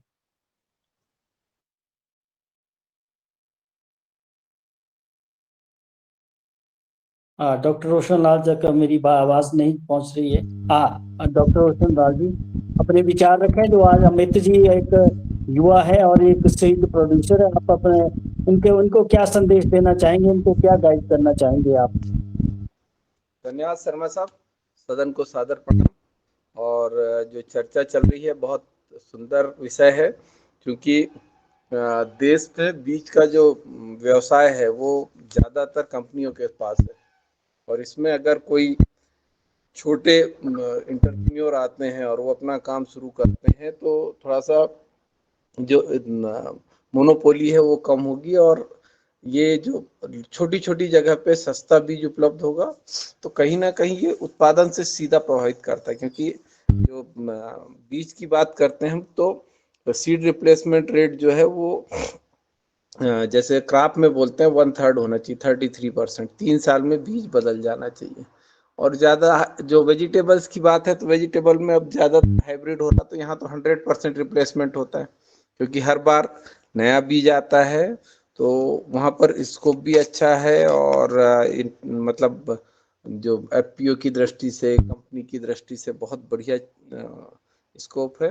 बस ये है कि जितना बीज में जो गोरख धंधा चल रहा है उस पर थोड़ा सा ध्यान देंगे, क्योंकि बहुत बड़े पैमाने पर जो क्या कहना चाहिए, सब स्टैंडर्ड सीड किसानों के पास जाता है, और वो सीधा सीधा हमारे किसान भाइयों की उत्पादकता को कम करता है। तो ये जो उसके बीज के नाम्स है, सीड नाम्स है, उनको थोड़ा सा स्ट्रिक्टली फॉलो करें, अच्छा बीज किसानों के पास जाए, निश्चित रूप से आपका बड़ा नाम होगा, और आपकी जो कंपनी है वो आगे, क्योंकि ये जो आज जो हमें बड़ी कंपनियां दिख रही, वो भी कभी छोटी कंपनियां थी। वीएनआर है और ये दूसरी कंपनियां हैं जो अब आज की तारीख में बड़ा नाम हो गया। तो ये भी कभी छोटे से इन्होंने शुरू किया था और आज बड़ा व्यवसाय कर रही है। तो हमारी शुभकामनाएं आपके साथ हैं, आप किसानों के हित में काम कर रहे हैं, तो इसको और ऊर्जा के साथ, और बीज जैसा मैंने पहले कहा कि बीज अच्छा दे तो बहुत किसानों का और खेती का बहुत भला होगा। क्योंकि ये सबसे बड़ी समस्या होती है, एक बार बीज अगर थोड़ा भी खराब मिल गया तो किसानों को बड़ा लॉस हो जाता है, और वो भरपाई कभी नहीं हो पाती। तो बहुत बहुत शुभकामनाएं, और शर्मा साहब को बहुत बहुत धन्यवाद, आपने इन लोगों को सहयोग किया और आज इस माध्यम से इनको जोड़ा है, तो निश्चित रूप से ये बहुत अच्छा प्रयास है। जी धन्यवाद डॉक्टर साहब। अमित जी से मैं निवेदन करूंगा कि डॉक्टर रोशन लाल जी हमारे बहुत वरिष्ठ वैज्ञानिक है, ये कृषि विज्ञान केंद्र में काम कर रहे हैं, मध्य प्रदेश में इनका कृषि विज्ञान केंद्र जिसमें है। तो मैं इनका आपको नंबर दूंगा, आप इनका भी सहयोग ले सकते हैं अपने जो आपका कार्यक्रम चल रहा है। तो मैं अब निवेदन करूंगा डॉक्टर किशोर दुबे जी से, जो वैज्ञानिक रहे हैं। तो आप क्या अमित जी को क्या संदेश देना चाहेंगे, क्या इनकी सहायता करना, किस तरह से ये आगे बढ़े, अपने काम को इसी तरह से बनाए रखें? डॉक्टर किशोर दुबे जी जो महाराष्ट्र से हैं, वैज्ञानिक है, रिटायर्ड वैज्ञानिक है। जी धन्यवाद सर। बहुत अच्छी चर्चा चल रही है और सीड प्रोडक्शन के संदर्भ में पीछे भी अब इस मंच पे बात हुई थी कि फूलगोभी गोभी के जो प्रोडक्शन है वो हिमाचल प्रदेश और वो जिस एरिया से भी अपने अतिथिगण बोल रहे हैं उसी एरिया में होता है और वहीं से पूरे भारत भर में जाता है। एक सिस्टम जो खड़ा किया है आप लोगों ने, मुख्य अतिथि और उनके ग्रुप ने, बहुत अच्छा सिस्टम है। मेरे सिर्फ एक शंका है और जिसके बारे में आप जवाब दोगे कि जब हम ऑर्गेनिक फार्मिंग बोलते हैं और ऑर्गेनिक फार्मिंग में किसानों की सीड पर की हमेशा हर साल सीड लेने की जो एबिलिटी होती है उसको खत्म करना चाहते हैं, उसमें आत्मनिर्भरता लाना चाहते हैं, तो स्ट्रेट वेराइटीज भी अगर कुछ होती है कि इसका प्लांटेशन डिस्टेंस कम करके उत्पादन बहुत अच्छा आ सकता है, ऐसे कुछ स्ट्रेट वेराइटीज के लिए आपके कंपनी के माध्यम से कुछ प्रयास हो रहे क्या और उसको डिस्ट्रीब्यूट किया जा रहे हैं क्या? धन्यवाद। अमित जी। जी सर। डॉक्टर किशोर दुबे जी है, बहुत वरिष्ठ वैज्ञानिक है। इनका जो प्रश्न है इसका जो आपके पास कोई जवाब है क्या? हाँ जी हाँ सर। वैसे तो ना सर देखो, अगर किसान चाहे तो ओपी सीड अपना खुद का तैयार कर सकता है, वो उसमें कोई बड़ी मुश्किल काम नहीं है। बस अच्छे अच्छे पौधे निकाल ले भाई, आप लोग खेत में हर रोज जाते हैं, जो आपका अच्छा पेड़ है उसको मार्किंग कर ले, ये हमारा अच्छा अच्छा पेड़ है, तो उसका सीड अगर आप ले लें और दोबारा फिर उसको अपने लिए बोएंगे तो वो बहुत अच्छा रहता है। प्रोडक्शन में भी यही होता है सर, भाई हमने फाउंडेशन तैयार किया। फाउंडेशन तैयार करने का मतलब है कि अच्छे अच्छे जो पौधे हैं जो रोग रहित हैं और सीड उनका अच्छा सुंदर है, मोटा मोटा सीड है, उसी को हम लोग वहां पे देते हैं प्रोडक्शन एरिया में, और उसी से सीड तैयार करवाते हैं। तो किसान अगर चाहे तो अपना खुद का भी तैयार कर सकता है। हमें भी पहले नहीं पता था क्योंकि हम भी ऐसे ही लाते थे कहीं से और अपने खेत में बो देते थे। पर घूम फिर के आप जैसे भाई गाइडलाइन मिली और बहुत लोग मिले, तो उनसे पता चला कि ओपी सीड जो है वो किसान अपना खुद भी तैयार कर सकता है। और जितने भी सीड हैं ओपी, वो सब इसी तरह तैयार होते हैं सर। वो धान का हो, गेहूं का हो, मटर का हो, मूली का हो, पालक का हो, सभी का। तो अगर अपने आप से भी हम वहीं पे छोड़ लें पेड़, और मैं आपको बताऊं, मैं धान की खेती भी करता हूँ अपने खेत में, तो मैं कभी सीड नहीं लाता, ना गेहूं का लाता सर, ना धान का लाता। अपने खेत में से ही अच्छे अच्छे पौधे निकाल लेता हूँ और उसी को फिर दोबारा अगले साल के लिए बो लेता हूँ। सर मैं फूल गोभी पत्ता गोभी की बात कर रहा था जो आप करते हो। आपने जो सर बोला पत्ता, मेल फीमेल लाइन्स आती है, तो उसमें जो हाइब्रिड सीड का बढ़ावा देके जो व्यापार होता है वो व्यापार बहुत अच्छा है, उसमें कोई दिक्कत नहीं है। लेकिन उसमें किसानों की जो आत्मनिर्भरता है वो कम हो जाती है। इस संदर्भ में कुछ काम हो रहा है क्या, ये मैं बोल रहा था। सर हाइब्रिड सीड की अगर मैं आपको बात करूं तो जो कैबिज है आपकी, कैबिज हमारे देश की हाइब्रिड सीड में कारगर नहीं है। वो इम्पोर्ट ही होती है, बाहर से आती है सर, क्योंकि उसके लिए क्लाइमेट नहीं बन पाता हमारे यहाँ पे ना। और ओपी वैरायटी है, जैसे एक गोल्डन 65 करके कुछ नाम है, वो ओपी वैरायटी है, बहुत अच्छी वैरायटी है कैबिज की। और कॉलीफ्लावर का भी कुछ ही सीड है जो लेट, हम मैं अपने हिसाब से बताऊं अगर हमारे टाइमिंग के हिसाब से, क्योंकि हमारे इधर ना टेम्परेचर सर्दियों में आ जाता है 8-9 डिग्री पे, और गर्मियों में आ जाता है 42-43-44 डिग्री तक पहुंच जाता है। तो हमारे यहाँ पे गोभी लगने का टाइम जून से मार्च से स्टार्ट हो जाता है सर। मार्च, अप्रैल, मई, जून, जुलाई, अगस्त, सितंबर, अक्टूबर, नवंबर, दिसंबर, जनवरी तक लगता है। तो सभी के जो दिसंबर और जनवरी वाली वैरायटी है वो इम्पोर्ट वैरायटी ही चलती है। और बाकी सितंबर अक्टूबर में जो वैरायटी लगती है वो हिमाचल प्रदेश में तैयार हो सकती है। वहाँ का सीड कारगर है, वो हाइब्रिड हो या ओपी हो। और जो उससे पहले का है आपका जुलाई अगस्त का, वो आपका इधर ये पंजाब में तैयार हो जाता है, वहाँ का कारगर है। और उससे जो पहले का है जून, सॉरी हाँ, जून और जुलाई का, वो राजस्थान में तैयार होता है सर, गंगानगर एक जगह है वहाँ पे। और उससे जो पहले का है वो भी राजस्थान में ही तैयार होता है। मतलब कहने का है कि कॉलीफ्लावर की अगर बात करें, जो जिस टेम्परेचर की वैरायटी है वो उसी टेम्परेचर में उसका सीड तैयार हो पाएगा। ऐसा नहीं है कि भाई जो हिमाचल प्रदेश में वैरायटी तैयार हो रही है वो हम अपने यहाँ पे तैयार कर लें। बस ये एक कॉलीफ्लावर में ये है। और कैबिज का हमारे यहाँ का ओपी का सीड अच्छा है। ओपी में अच्छा सीड बनता है, कश्मीर में बनता है, हिमाचल में बनता है। दो ही जगह है जहाँ पे सीड बन सकता है कैबिज का। सर जी दिक्कत यही है कि भारतीय किसानों में कि उनको सबको मैसेज यही जाता है, चाहे वो गोभी का हो या हमारे एरिया में कॉटन का हो, कुछ भी हो, कि हाइब्रिड सीड ही अच्छे होते हैं। और हाइब्रिड सीड ही अच्छे होते हैं, ये जब मैसेज जाता है तब किसान हर साल वहां पे बाजार से लेने जाता है और उसकी लूट होती है। हमारे एरिया में तो बहुत हम देख रहे हैं। ये लूट जी को जी सर। प्रतिबंध करने का रास्ता जो है वो है कि जो सरल जातियां है, सरल प्रजातियां, उनका मल्टीप्लिकेशन किया जाए। गवर्नमेंट फार्म से भी और प्राइवेट जो ऐसे समाज सेवी संस्थाओं के प्रति जो सद्भाव रखते हैं उनके प्रति, और उनका चलन जो है, उनका बीज उत्पादन है, उनका डिस्ट्रीब्यूशन है, वो बढ़ाया जाए। यही मेरी भावना थी और ये सदन के सामने रखनी थी। धन्यवाद। जी। वैसे तो सर मैं आपको बताऊं, ओपी वैरायटी अभी बहुत अच्छी अच्छी है। हाइब्रिड में ओपी में क्या फर्क होता है, ओपी वैरायटी थोड़ा लेट आती है, हाइब्रिड थोड़ा जल्दी आ जाती है। और हर बार किसान को जो अर्ली वैरायटी आती है, अर्ली सामान मतलब अर्ली फसल आती है, उसी का रेट मिल पाता है। तो इसलिए लोग बाग हाइब्रिड वैरायटी पे ही ज्यादा फोकस रखते हैं, किसान भी, कि भाई अर्ली आए और थोड़ा सा हमें रेट ज्यादा मिले। क्योंकि जब तक वो ओपी वैरायटी फील्ड से निकलेंगे, हार्वेस्टिंग का टाइम होगा, तब तक वो पूरा मटेरियल ज्यादा हो जाता है, फिर रेट कम हो पाता है। तो इसलिए लोग बाग हाइब्रिड के चक्कर में ज्यादा लगे हैं। हाँ, ये बिल्कुल धन्यवाद डॉक्टर किशोर दुबे जी, जो आपने अपने विचार रखे। आप समय समय पर अपनी जो आपकी दक्षता है वो सदन को बताते रहते हैं। अमित जी भी यही कह रहे हैं कि जो हाइब्रिड का जमाना है, क्योंकि हाइब्रिड जो हमारे सरल बीज है जिन्होंने ओपन पॉलिनेटेड वैरायटी जो है, ये लॉन्ग ड्यूरेशन वाली वैरायटी है और इसमें जो समय ज़्यादा लगता है और किसान जो है अर्ली के चक्करों में जो है हाइब्रिड के चक्करों में हाइब्रिड सीड खरीदने के इच्छुक रहते हैं। तो मैं आगे अब श्री बने सिंह आर्य जी जो जिनका हैंड रेज है वो अपना प्रश्न या अपने विचार रखें। आदरणीय श्री बने सिंह आर्य जी।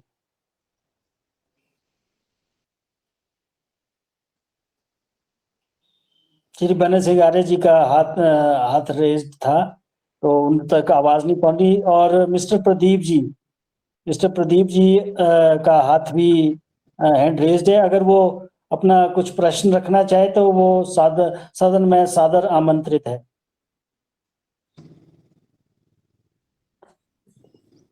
ओम सदन को सादर प्रणाम। मैं ये पूछा था कि आपके जो ग्रेडिंग मशीन वगैरह आपने लगा रखी है उसमें शॉर्टेज मशीन भी लगाया है क्या आपने? सर सोल्टेज मशीन अलग होती है, ग्रेडिंग मशीन अलग होती है। एक प्रोसेसिंग प्लांट का पूरा प्रोसेसर होता है, उसमें आपके पास प्रोसेसिंग यूनिट के नाम से होती है, वो उसमें प्रोसेसिंग यूनिट होती है, ग्रेडर होता है, ग्रेविटी होती है, बॉलर होता है। ये तो प्रोसेसिंग प्लांट है सर। और जो सोल्टेक्स मशीन है वो सर काफी कॉस्टली आइटम होती है। वो बहुत ही कम कंपनियों के पास है, जो बहुत बड़ी मल्टीनेशनल कंपनी है उनके पास है। नहीं तो किसी प्राइवेट पर्सन ने लगा रखी है तो लोग बाग वहां पे अपना सीड सोल्टेक्स करा के ले आते हैं। हमारे यहाँ पे इधर ये हरियाणा के पास पड़ती है एक जगह, वो क्या बोलते हैं उसको, सोनीपत, सॉरी, सोनीपत के पास में सोल्टेक्स मशीन लगी हुई है।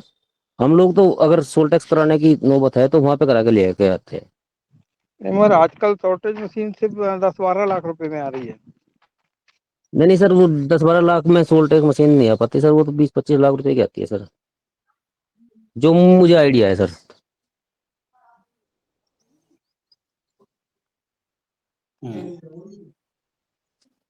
भाई 25 लाख रुपए मान लिया हमने किसी भी उसके एक मशीन के लिए लगा दिया तो हमारा तो पूरा पैसा वहीं पे चला गया ना सर। तो फिर थोड़ा सा फाइनेंशियल का भी तो हिसाब किताब देखना पड़ता है। तो वहां पे उनको पर केजी के हिसाब से वो लेते हैं, उसका पैसा दे दो और करा के ले आओ, कोई दिक्कत नहीं होती।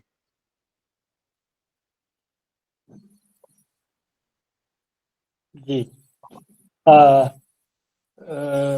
श्री बने सिंह जी आपको प्रणाम। आप कुछ अमित जी से अपने प्रश्न रखें और आज के इस कार्यक्रम में शामिल हों। इन तक मेरी आवाज पहुंच रही है क्या? जी जी, प्रणाम आदरणीय, प्रणाम। सदन को कोटि कोटि नमन।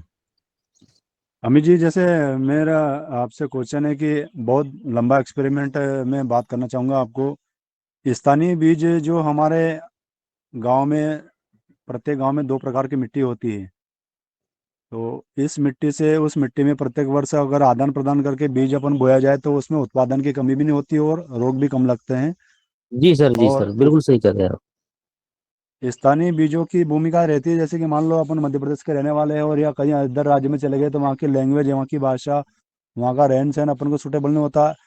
ऐसा सीड का भी ऐसा ही होता है। तो जब तक मैंने देखा कि हाइब्रिड के बीज अपन ला करके बोने लगे तो उत्पादन तो एक आधे साल हुआ उनका और फिर रोगों की वृद्धि अधिक हुई और उत्पादन भी ज़्यादा गिरावट उनमें आई है। और स्थानीय बीजों में ना तो उत्पादन की कमी आई है और ना ही रोगों का प्रभाव ऐसा ज़्यादा उस पर लगता है। इसके बारे में आप क्या कहना चाहेंगे?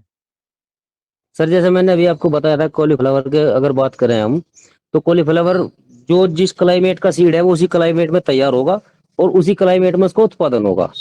और जैसे आप बता रहे कि हम हाइब्रिड लाते हैं, थोड़ा सा पहले उसका प्रोडक्शन आ जाता है फिर बाद में नहीं आ पाता। एक तो सर वो उसके क्लाइमेट पे वो करता है कि आप लोग अपने क्लाइमेट का सीड ला रहे हैं या किसी अदर कर ला रहे हैं। खीरे में भी यही है, जैसे लौकी हो गई, आपकी तोरी हो गई, और ये करेला वगैरह होगा। इस तरह की आइटम सभी मतलब अलग जगह के लिए अलग क्रॉप है सर। तो आप अपने हिसाब से जो आपके एरिया में चलती है वही क्रॉप लाएं। अदर क्रॉप किसी दूसरे क्लाइमेट की अगर आप लगाएंगे तो उसमें उत्पादन कम आएगा और रोग भी ज्यादा आएगा। और दूसरा, अगर आप लोग एक ही खेत में बार बार एक ही फसल को बो रहे हैं तो उससे भी उत्पादन कम होता है और रोग भी ज्यादा आते हैं। बदल बदल के अगर आज इस बार इस खेत में लगाया, दूसरी बार अगले खेत में लगाया, तो अपना लें तो उससे बहुत बेनिफिट होता है, उत्पादन भी अच्छा आता है और रोग भी नहीं आते। फसल चक्र तो मेरा अनुमान तो 36 महीने का है कि जिस फसल को एक बार लगा दिया उसको 36 महीने तक दोबारा ना लगाया जाए। जी जी सर, वो 3 साल का होता है सर। 3 साल का अगर आपने फसल चक्र अपना रखा है तो फिर आपको लिए बहुत अच्छा है वो। और आज के वर्तमान में क्या कर रहे हैं किसान, क्या तो गेहूं लगाते हैं या फिर बरसात के मौसम में बस ये लगाते हैं सोयाबीन, गेहूं सोयाबीन या धान सोयाबीन या धान हाँ और गेहूं, बस यही फसल ले रहे हैं। जी जी, बस उसमें आपको सोयाबीन की जगह आप लोग मूंग लगा लें एक बार। दलहन की अगर खेती आप लोग बीच में एक बार कर रहे हैं तो वो उसको फर्टिलाइज कर देती है जमीन को बहुत अच्छा। कोई भी दलहन लगा लें, मूंग लगा लें, उड़द लगा लें, सोयाबीन भी अच्छी है, सोयाबीन भी लगा लें। पर ये है कि अभी देखो जैसा हरियाणा है, या तो गेहूं लगाएंगे, धान लगाएंगे, उसके अलावा कुछ नहीं लगाएंगे। जब अगर आप खाने में ही ले लें, अगर आप हर रोज चावल चावल खाएंगे तो कभी ना कभी तो आपका मन ऐसा होगा कि यार आज रोटी खा ले। तो वही खेत का भी है सर, अगर बदल बदल के फसल लगाएंगे तो वो अच्छा रहेगा। 2000 से पहले का विषय बता रहा हूँ मैं, मेरे क्षेत्र में या मेरे गांव में या मेरे खुद की खेती में जो फसल हम एक बार लगाते थे उसको 36 महीने तक लगाते थे, तो उसमें रोग आता ही नहीं था। किसी प्रकार का हम हाँ कीटनाशक जी सर। वगैरह स्प्रे नहीं करते थे उसमें, और फसल भी अच्छी पैदा होती थी। जी सर। एक तो ना अभी क्या होगा सर के कंपटीशन का जमाना है भाई, वो चाहे नौकरी में हो, व्यापार में हो या खेती में हो। अभी पहले खेत गेहूं कटने के बाद 2-3 महीने तक खाली पड़े रहते थे, लोग बाग जुताई करते थे, उसमें हवा लगती थी, धूप लगती थी, तो कीड़े कहीं ना कहीं खत्म हो जाते थे। अभी डिमांड इतनी ज्यादा है लोगों की कि पैसा कमाना है भाई, तो वो खेत को खाली भी नहीं रहने देते। पहली फसल कटी नहीं कि दूसरी तैयार, दूसरी कटी नहीं तीसरी तैयार। तो उसका भी कीटों पे बहुत बड़ा फर्क पड़ता है और प्रोडक्शन पे फर्क पड़ता है। उसमें फिर कॉस्ट ज्यादा आती है, और कहीं ना कहीं मार्केट में रेट कम हो जाए तो फिर वो लॉस हो जाता है। ये भी एक बहुत बड़ा कारण है मेरे हिसाब से। यानी कि एक वर्ष में 100 दिन धरती माता को विश्राम चाहिए, ऐसा विज्ञान में सही है ना ये? जी जी सर। भाई आराम तो सभी को चाहिए सर, शरीर को भी आराम चाहिए। अगर आप रात में नहीं सोएंगे तो अगले दिन आप काम ही कर पाएंगे। और अगर आप विश्राम आराम अच्छे से नींद लेंगे तो सुबह आप अच्छे से उठेंगे, पूरा दिन आप एनर्जी के साथ काम करेंगे। और तो जमीन का भी यही है सर, अगर उसको थोड़ा आराम मिलेगा तो वो अगली जो फसल होगी उसमें उसमें अक्षमता ज्यादा हो जाएगी कीटों से लड़ने के लिए भी और प्रोडक्शन देने के लिए भी। एक और प्रकृति विज्ञान की अपन बात करें जैसे, तो बिना जुताई वाले खेत की मिट्टी में वो उत्पादन का रिजल्ट अच्छा आता है, और जुताई वाले में रोगों का प्रभाव और उत्पादन का प्रभाव देखा है, ऐसा भी उसके बारे में क्या कहेंगे आप? इसके लिए भी है। हम लोग अभी दिल्ली गए थे पूसा में, तो वहां पे उन्होंने वो धान के बीज रहे हैं हमारे डॉक्टर नरेश चंद। तो उनका मानना ये है कि हम लोगों ने एक खेत है हमारे पास, हमने 12 साल से उसकी जुताई नहीं की, ऐसे ही उसमें बस पावर टिलर से सीड डाल देते हैं और हो जाता है। क्योंकि जो घास पैदा हुई या कुछ भी हुआ वो उसमें मल्चिंग के हिसाब से वो उसमें खाद का काम करता है। पत्ते उसके सूख के वहीं पे डल गए, बिना जुताई के भी बहुत अच्छा खेत कर सकते हैं। उसके लिए आपकी भाई कॉस्ट भी कम आएगी और प्रोडक्शन ठीक, अगर थोड़ा हल्का सा कम भी होगा तो आपको भाई कॉस्ट तो कम लगी ना, तो प्रॉफिट हो जाता है। जैसे कि अभी मैं जैविक खेती करवा रहा हूँ प्रकृति विज्ञान के अनुसार, तो मैं पिछले 5 सालों से जुताई नहीं करता हूँ खेत की। जी जी। जैसे अभी मार्च के महीने में जो फसल ले ली खेत को ऐसे रखने देता हूँ, जैसे एक बरसात बरसात होती है, वो थोड़ी हल्की बूंदाबांदी हो जाती है, उसके बाद में मैं जुताई करवाता हूँ। एक बार जुताई करी, दूसरी बार में सीधे बोनी करवा देता हूँ। तो हाँ वो सर आपका, मेरा प्रोडक्शन है वो रासायनिक के लगभग बराबर ही आ रहा है, और मेरा खर्चा कम बैठ रहा है उसमें। हाँ ये है रे भाई, शुरू शुरू में आप लोग अगर स्टार्ट करेंगे ऑर्गेनिक को तो स्टार्टिंग में थोड़ा कम प्रोडक्शन आएगा, पर धीरे धीरे मिट्टी को और फसल को भी ये हो जाएगा ना भाई, वो उसी उसी के क्लाइमेट में चली जाएगी। तो 1-2 साल बाद आपका प्रोडक्शन अच्छा हो जाएगा। हमारे यहाँ पे भी एक किसान है, वो ऑर्गेनिक खेती करते हैं पिछले 10 साल से। स्टार्टिंग में उनके खेत में कुछ नहीं हुआ, 2-3 साल तक बहुत ही कम हुआ। और अब औरों के साथ जो फसल ले रहे लोग बाग पेस्टिसाइड वाले उनके सेम ही आ रही है उनकी फसल भी। जी जी जी, धन्यवाद। धन्यवाद मनोज सिंह गारे जी, आप ने ये जो प्रश्न रखे और अमृत जी ने बहुत अपने अनुभव के मुताबिक उसके जवाब दिए, आंसर दिए और अपना जो व्यक्तिगत आदि रखा। तो मैं अब पवन कुमार जी पतंजलि योगपीठ हरिद्वार से, अगर वो ऑडिएबल है, मुझे सुन पा रहे हैं, तो आज के जो अमित कुमार जी बीज उत्पादक और बीज मार्केटिंग कर रहे हैं, आप अपने विचार रखें इसके बारे में। श्री आदरणीय श्री पावन जी। जी धन्यवाद शर्मा जी। और आज के मुख्य वक्ता अमित जी का बहुत अच्छा काम आप कर रहे हैं। आपका योगाहार परिवार में भी स्वागत है। जी सर, एक धन्यवाद सर। जो हमारे उपभोक्ता है, कई बार वो भी जो उत्पादन है उसको काफी वो डिफाइन करता है। मेरा अपना अनुभव ये रहा कि गोभी जो पहले होती थी उसमें वो बड़ी मात्रा की होती थी, 1 किलो 1.5 किलो की होती थी।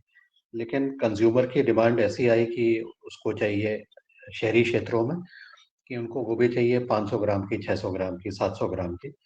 तो उसके अनुरूप जब ये प्रोडक्शन किया गया, उसी के अनुसार उन वैरायटी का उपयोग किया गया, तो उसमें निश्चित रूप से किसान को भी और उपभोक्ता दोनों को लाभ रहा। तो ये जो उत्पाद है इसमें जो डिमांड क्रिएट होती है वो उपभोक्ता की तरफ से भी प्रेफरेंस के आधार पर जब ऐसा होता है तो उसके लाभ मिलते हैं। ये कई साल पहले की बात है, अब तो काफी एडवांसमेंट इसमें हो गए हैं। और आपके जो कार्य हैं, जिस क्षेत्र में मैं आपका देख रहा था कि आप शामली के आसपास कार्य करते हैं, और लेकिन आप और जगह से भी बीज का उत्पादन करते हैं। मेरी प्रश्न ये है कि आपके जो पश्चिम यूपी का जो क्षेत्र है, इसमें चूंकि वही गन्ना, धान और गेहूं की फसल चक्र का ही ज्यादातर है, तो आपका जो बीज है वो कितने प्रतिशत लोग किसान आपसे बीज लेकर के, चाहे सब्जी हैं या बाकी चीजें हैं, उसका उपयोग यहाँ पर कर रहे होंगे? और ये ट्रेंड क्या नजर आ रहा है कि ये पहले के मुकाबले तो मुझे लगता है कि बहुत ही कम ध्यान दे रहे हैं। अगर दे भी रहे हैं तो बहुत कम कम लोग हैं। तो इस दृष्टिकोण से मुझे लगता है कि यहाँ पर मार्केट की संभावनाएं यहाँ पर ज्यादा हैं, अगर यहाँ पर ज्यादा लोग इस तरह के बीजों का जो या वैरायटीज हैं इनका उपयोग करते हैं। तो इसके बारे में मेरी जिज्ञासा है कि यहाँ पर क्या हो रहा है। सर, जो एक्टिव किसान है, जो जो लोग, ऐसा नहीं है कि भाई हर कोई गन्ना, धान या गेहूं की ही फसल करता है। बहुत सारे किसान ऐसे हैं जो सब्जियों का काम भी करते हैं। मैं अगर अपने एरिया की बात करूँ तो हमारे यहाँ पे आ- आलू बहुत अच्छा उगता है। आलू की इतनी बड़ी लैंड है यहाँ पे कि 1, 2, 4, 5 हजार बीघा आलू लगता है मेरे क्षेत्र में। और जिस क्षेत्र में आलू लगता है उसमें टोटल सब्जियां लगती है। वो लोग गेहूं, धान और गन्ने के चक्कर में नहीं पड़ते। पर जिन्हें कुछ भी एक्स्ट्रा पैसा कमाने की है, वो सब्जियों का काम भी करते हैं। और सब्जियों में भी कई बार अच्छे रेट मिल जाते हैं, कई बार नहीं मिल पाते। तो वो उस हिसाब से करते रहते हैं, लगे हैं। और जिनको गेहूं में और गन्ने में और धान में, जो आलसी किसान है वो गेहूं, धान और गन्ना करेगा। सीधी सी बात तो ये है किसान की अगर बात करें तो। और जो एक्टिव किसान है, जिन्हें भाई कुछ आगे करना है, वो सब्जियों की या फूलों की या आपकी बागवानी का कुछ अलग करते हैं। जी जी जी, हाँ बिल्कुल बिल्कुल। ये बात बिल्कुल है, क्योंकि आपके बगल में तो CPRI है, मोदीपुरम का भी कुछ पोटैटो रिसर्च इंस्टीट्यूट का भी कुछ लाभ निश्चित रूप से किसानों को पहले से मिलते आया है। और किसान, अब ये मैं बस ये जानना चाह रहा था, ये जो एक्टिव किसान है जो आपने कहा, इसका 100 में से कितने किसान ऐसे होंगे जो कि एक्टिव होंगे, और बाकी उनकी क्या संख्या होगी यहाँ पर आपके आपके अनुसार? सर, मैं अपने अगर एरिया की बात करूं तो मेरे एरिया के हिसाब से मैं जहाँ पर भी गया हूँ, देखो कर्नाटक का किसान एक्टिव है। वहाँ पे पूरा सीड प्रोडक्शन का काम है। और सीड प्रोडक्शन बहुत ही हार्ड हार्ड वर्क है। क्योंकि हर एक फूल से एक वो पोलन उठाना और दूसरे फूल पे लगाना, ये बहुत भारी काम है। और फिर उसके लिए नेट हाउस लगाना पड़ता है, नीचे मल्चिंग करनी पड़ती है। तो वो बहुत हार्ड है। तो मैं अगर कहूँ तो कर्नाटक का किसान बहुत हार्ड वर्क है। महाराष्ट्र का भी बहुत हार्ड वर्क है, वहाँ भी सीड प्रोडक्शन है। गन्ना भी है, धान भी है, गेहूं भी है। बट उसके साथ आपका सीड प्रोडक्शन भी है। MP में ज्यादातर गेहूं होता है, धान होता है, सोयाबीन होती है। और अपने इधर की मैं बात करूं तो मेरे हिसाब से 35% लोग ऐसे हैं जो सब्जी का काम करते हैं, एक्टिव है। और 65% तो ऐसे हैं भाई चले गए खेत में, धान बो दिया, पानी का नक्का खोल लिया है, पानी चलता रहता है, पूरा दिन भर गया, शाम को जाकर बंद कर दिया, पूरा दिन पड़ के सोते हैं। ये मेरा जो मानना है। जी जी जी, धन्यवाद। अच्छा आकलन आपका, बहुत बढ़िया। Sir hello. जी जी, सर, ये तो आलू के बारे आपको में बहुत बहुत पूछना था आपने, अभिनंदन, धन्यवाद आपका। काला आलू आया हुआ है क्या? काले आलू का बीज है आपके पास? नहीं नहीं सर, हम आलू का काम नहीं करते, बस मैं तो बता रहा हूँ कि मेरा एरिया आलू का एरिया है, क्योंकि जैसे भाई साहब ने बताया कि CPRI हमारे बराबर में ही है, मोदीपुरम यहाँ से 100 किलोमीटर ही है। तो आलू की बेल्ट ये बहुत अच्छी है, और आपका इधर खुर्जा, अलीगढ़, आगरा, मथुरा, ये भी पूरी आलू की बेल्ट है इटावा तक की। उसके बाद फिर धान शुरू हो जाता है आगे। तो ये जो CPRI के जो भी सराउंडिंग में 200-300 किलोमीटर का एरिया है, इसमें आलू बहुत अच्छा उगता है। उसके लिए आपको वहां पे जाना पड़ेगा, उनसे पता चल जाएगा आपको। मेरे पास 1-2 नंबर भी हैं CPRI वालों के, मैं आपको सेंड कर दूंगा, आप मुझे अपना नंबर दे दीजिएगा तो आप वहां से पता कर सकते हैं। धन्यवाद जी। प्रदीप जी का प्रश्न का जवाब मिल गया, और पवन जी ने अपने विचार रखे, और उनको जो जिज्ञासा थी कि कितने % जो है किसान जो है सब्जी उत्पादन कर रहे हैं, और कितने % जो है ट्रेडिशनल खेती कर रहे हैं। अनिल राय जी का भी हैंड रेज है, अब समय पूरा होने वाला है। अनिल राय जी अपने विचार रखें। जी ओम, सदन को प्रणाम, मुख्य वक्ता जी को, अमित जी को सादर प्रणाम। मैं सर ये जानना जी चाहता हूँ कि सर, आपके पास इसके सब्जी के बीज अगर उपलब्ध हो, तो अगर हमको मिलना हो और लेना हो तो कैसे लेंगे? कोई कांटेक्ट नंबर आप दे दें तो हम उस प्रकार से हम अपना काम करेंगे। जी ओम। जी सर। सर ऐसे तो डायरेक्ट किसान को तो हम दे नहीं पा रहे हैं, डिस्ट्रीब्यूटर को दे पा रहे हैं। और आप अपना एरिया बता दें, अगर हमारा काम उधर होगा तो आपको सीड मिल जाएगा। और अगर आपको पर्सनली ऐसी थोड़े थोड़े सीड चाहिए तो आप लोग मुझे अपना एड्रेस दे दें, मैं आपको कोरियर कर दूंगा। आप चेक कर सकते हैं लगा के, भाई आपको जी अच्छे जी जी लगेंगे तो फिर हम आपको जी दे भी जी सकते हैं। थोड़ा थोड़ा ही बीज चाहिए हमको, अपने खाने के लिए नहीं, हमको बिजनेस नहीं करना है, लेकिन हमको अच्छा बीज चाहिए, इसलिए मैंने आपसे कहा। और अपना नंबर दे दें तो आपसे बात हो जाएगी तो अच्छा रहेगा। जी सर, मैं आपको अभी नंबर बोल रहा हूँ तो आप लोग लिख लीजिएगा। 9897 014 130।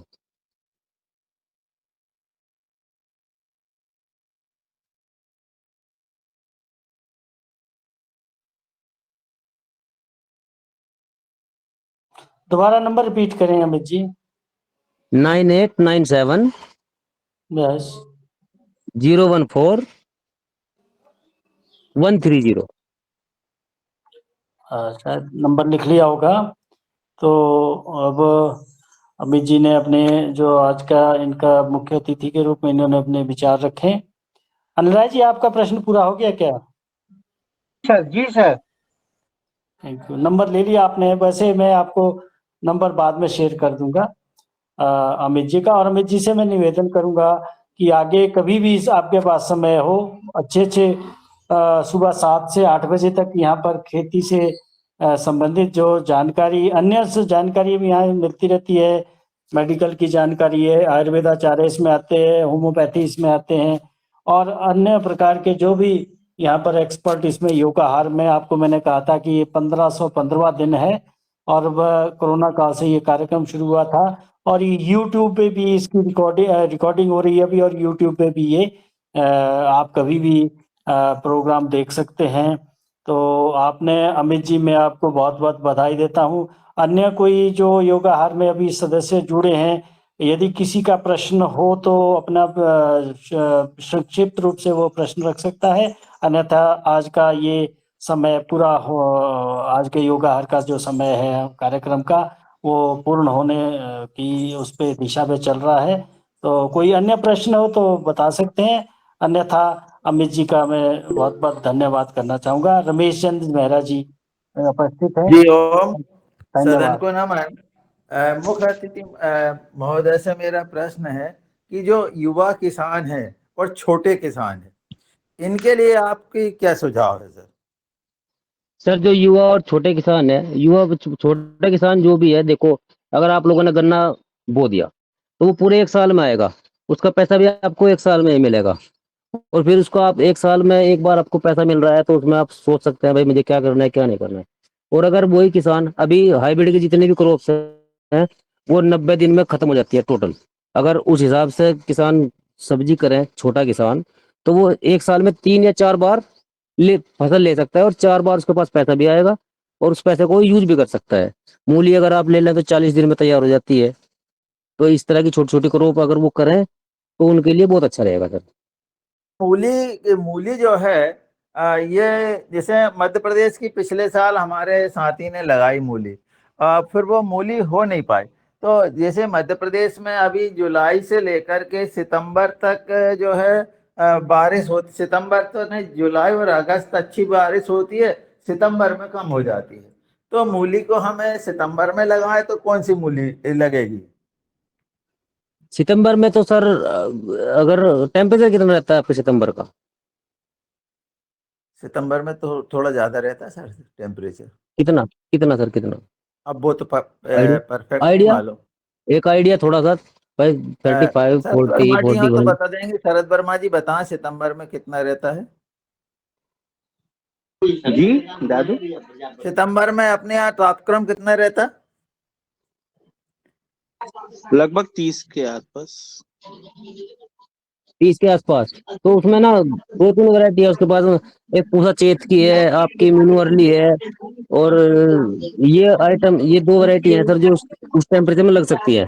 और अगर आपके पास टेम्परेचर 35 से ऊपर है जी तो फिर पालक पत्ता मूली आप लोग लगा सकते हैं। और 20 और 25 के आसपास है तो आप लोग हाइब्रिड लगा सकते हैं, जैसे एवरी वाइट आती है सिजेंटा की, उस टाइप की मूली सर। जी जी जी मूली जी मूली सर। का भी टेम्परेचर में बहुत बड़ा रोल है सर। अगर आप लोगों ने हाई जी टेम्परेचर की मूली लो टेम्परेचर में लगा दी तो वो बोल्ड हो जाएगी सर ऊपर से ना, उसमें रूट तो जी बनेगी नहीं और ऊपर से बोल्ड हो जाएगी। और अगर आप लोगों ने लो टेम्परेचर की हाई टेम्परेचर में लगा दी तो उस पर तो कुछ आएगा ही नहीं सर। जी ऐसे ही हुआ सर, पिछले बार हमारे साथी के साथ ऐसे ही हुआ। जी जी। आप जब भी कोई जी क्रॉप करें वेजिटेबल को लेकर तो थोड़ा सा पहले उसके बारे में किसी से पता कर लें और तब आप उसको लगाएं। जी सर। जी सर। कई बार किसान जी गलत आइटम लगा देता है और फिर ब्लेम या तो सीड पे करता है या फिर खेत पे करता है। जी जी जी धन्यवाद रमेश चंद्र मेहरा जी। आपके जो प्रश्न थे उनका जवाब अमित जी ने बहुत अच्छी तरह से दिया है। हम ये कहते हैं कि सब्जियां खास करके, जैसे अब वो हिमाचल प्रदेश की बात करते हैं, हिमाचल प्रदेश किसके लिए पॉपुलर है? हिमाचल प्रदेश है आपका ऑफ सीजन वेजिटेबल के लिए। यहाँ पर जो जी इन्होंने बात की कि जो ग्रुप 16 है, जो आपका लेट ग्रुप है कॉलीफ्लावर का, इसका बीज कश्मीर और हिमाचल प्रदेश में ही हो सकता है। अगर हम उसको मैदानी क्षेत्रों में लगाएंगे तो किसानों को उसका नुकसान होगा। तो इनका, अमित जी का कहने का मतलब ये है कि जो समय जिस किस्म की भी वैरायटियों में बड़ा डिफरेंट है। आपने मूली की बात की, कोई अर्ली वैरायटी है, कोई लेट वैरायटी है, कोई लो चिल जिसमें कि टेम्परेचर कम टेम्परेचर पे होती है, हाई टेम्परेचर पे उसका असर पड़ता है। तो वो कंपनी ने उसी हिसाब से अपनी मार्केटिंग कर रहे हैं, उसी हिसाब से कर रहे हैं। कुछ क्षेत्रों को उन्होंने चूज किया हुआ है कि कौन सी वैरायटी किस क्षेत्र के लिए सुटेबल है। तो मिस्टर राकेश जी का हैंड रेज है, वो अपना प्रश्न रखें। सर जी नमस्कार। जी नमस्कार। सर जी हम रेवाड़ी से बोल रहे हैं, हरियाणा से। तो जी सर आपके पास ये गन्ने का और धान का और इसके अलावा मतलब सब्जियों का भी बीज अवेलेबल हो सकता है क्या? नहीं नहीं सर, गन्ने धान का तो नहीं हो पाएगा तुम्हारे पास। गन्ना तो हर कोई अपने से ही करता है नहीं सर भाई। हम वो गन्ना नहीं तो, पूछ रहे, हम सब्जियों के बारे में पूछ रहे हैं आपके पास सब्जियों के सब्जी का। बारे में पूछ रहे हैं। हाँ, सब्जियों का सीड हम आपको प्रोवाइड कर सकते हैं। सर थोड़ा थोड़ा सीड एक बार हम आपसे, वो आपका नंबर मैंने सेव कर लिया है, उसमें मैं रिक्वायरमेंट डाल दूंगा तो थोड़ी थोड़ी मात्रा में आ जाए तो हम एक बार उसको थोड़ा ना सैंपल के तौर पे यूज करके देखें। जी सर, ठीक है जी सर। सर। जी सर। मैं आपको भेज दूंगा सर, आप राकेश जी, मुझे आपका क्या व्हाट्सएप पे लिख काम के है? आपके भेज दें। सब्जी उत्पादक है कि क्या काम करते हैं आप? सर सब्जी का भी है और ये अपने यहाँ पे गेहूं और बाजरे की फसल मेन मानी जाती है हमारे यहाँ। गेहूं, सरसों और बाजरा सबसे मेन फसलें यही है। कपास भी इनमें मुख्य है, लेकिन इसके अलावा सब्जियों का ही ज्यादा होता है। तो देखिए, आपने, अमित जी ने कहा कि सब्जी उत्पादन में ज्यादा फायदा है, क्योंकि हम जी ट्रेडिशनल क्रॉप्स जो है लगाते रहेंगे। अगर आपके पास बहुत ज्यादा एरिया है तब तो ठीक है। छोटे छोटे किसानों के लिए तो सब्जी उत्पादन से ही अच्छा आर्थिक स्थिति उनकी सुदृढ़ हो सकती है। ये मेरा आपसे निवेदन है। जी सर, जी सर, उससे अर्निंग मनी जो है डेली की हो जाती है सर, उससे थोड़ा अच्छा भी रहता है कि भाई किसान अपने पैसे को थोड़ा कंज्यूम कर पाता है। फसल तो आएगी कम से कम 3 से 4 महीने में, 4 महीने में तब फसल आएगी, तो वो इतने पैसा लगा लेता है सारा अपना, उसके बाद में एडजस्ट नहीं कर पाता वो। धन्यवाद जी। आपने जो प्रश्न रखा तो अमित जी जरूर इनको बीज देने की मैं निवेदन करता हूँ। अवश्य जो बीज आप मंगवाना चाहेंगे अमित जी आपको कोरियर के थ्रू बीज भेज देंगे, आप उनको अपना जी एड्रेस सर। दे दें। कोई अन्य किसी को भी सर ग्रुप में जितने भी मेंबर हैं सब सभी से निवेदन है, जिसको भी सीड चाहिए है, जो भी चाहिए उसकी डिमांड आप मुझे दे दें व्हाट्सएप पे, तो मैं आपको भेज दूंगा सर कोरियर से, आप उसको धन्यवाद सर। कोई अन्य